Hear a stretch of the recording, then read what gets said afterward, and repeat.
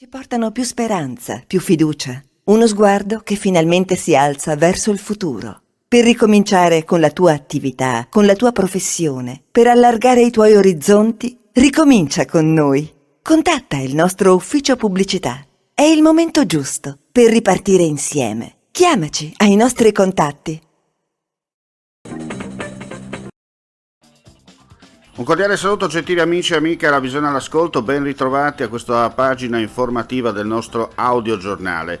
In apertura, trovato senza vita questa mattina Luca Cisilino, uno dei figli di Benita Gasparini, la donna di 89 anni uccisa a luglio all'interno della sua abitazione a Pantianico in comune di Mereto di Tomba. Accanto al corpo dell'uomo un biglietto, indagini in corso.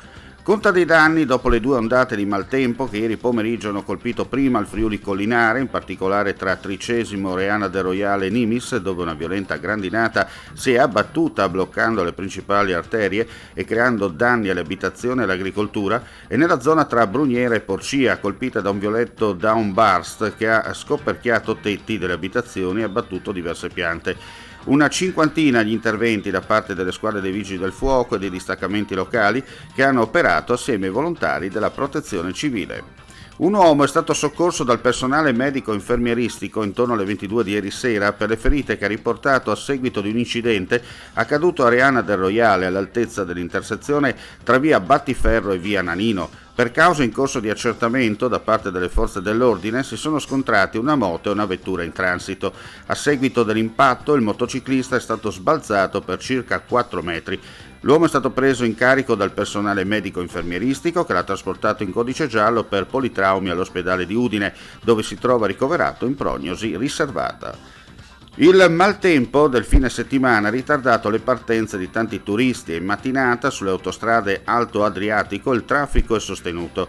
3 chilometri segnalati alla barriera di Trieste e Isert in direzione del confine di Stato e nel corso della mattinata i passaggi sono stati numerosi. Autostrade Alto Adriatico consiglia ai viaggiatori di percorrere il bypass verso la A34 Villesse-Gorizia, valida alternativa per chi è diretto verso le coste slovene e croate.